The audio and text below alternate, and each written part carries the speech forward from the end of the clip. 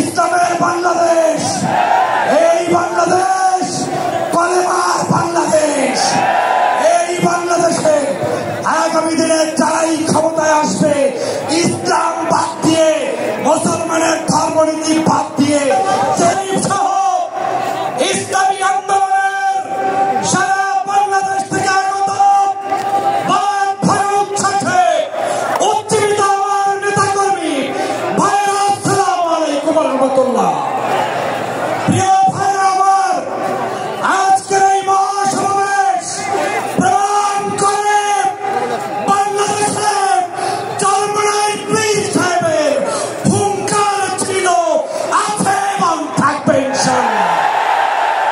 তোমরা যারা সিংহের গর্জন শুনেছ, তোমরা যারা বাংলার হুঙ্কার শুনেছ, তোমরা এখন পর্যন্ত চরমনাই পীর সাহেবের হুঙ্কার দেখতে পারো না। বাংলাদেশের নাস্তিকবাদী দালালদেরকে হুঁশিয়ার উচ্চারণ করে দিয়ে বলতে চাই, এই বাংলাদেশে আর কেউ চরমনাই পীরকে চিনতে না পারলে 5ই আগস্ট শেখ হাসিনা চিনেছে এবং চেনার কারণে পালিয়ে গিয়েছে। অতএব এই দেশে ইসলামের বিরুদ্ধে ষড়যন্ত্রকারীরা হুঁশিয়ার হয়ে যাও। ইসলামী আন্দোলন বাংলাদেশ থাকতে বাংলাদেশের কোন ইসলাম বিরোধী কর্মকাণ্ড চলতে দেওয়া যাবে না, যাবে না, যাবে না।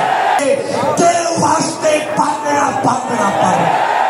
সমাবেত জনতা, আপনাদেরকে স্পষ্ট বলতে চাই, গত 16 বছর পর্যন্ত আওয়ামী লীগ জুলুম করেছে, অত্যাচার করেছে, নির্যাতন করেছে। সেই নির্যাতন সহ্য করে যারা মাঝপথে রাজপথে আন্দোলন করেছে, তার মধ্যেই চরমনাই ইসলামী আন্দোলন ছিল কি ছিল না? যদি থেকে থাকে, সমাবেত জনতাকে উচ্চারণ দিয়ে বলতে হবে, আগামীর বাংলাদেশ কি ইসলামের বাংলাদেশ চান? চান? নারায়ে তাকবীর, নারায়ে তাকবীর। আমি সর্বশেষ একটি কথা বলতে চাই, আমাদেরকে ঐক্যবদ্ধ থাকতে হবে বাংলাদেশ বিনির্মাণের জন্য। পীর সাহেব চরমনাই যেভাবে উদ্যোগ নিয়েছে, যে আলেম ওলামা, সে যে মাসলাকের হোক, যে তরিকার হোক, যে আন্দোলনের হোক, সবাই মিলে কাঁধে কাঁধ মিলিয়ে বাংলাদেশের আগামী নির্বাচনে ইসলামের সপক্ষের শক্তিকে ভোট দিয়ে কারা কারা নির্বাচিত করতে চান, বাংলায় তাকবীর দিতে হবে।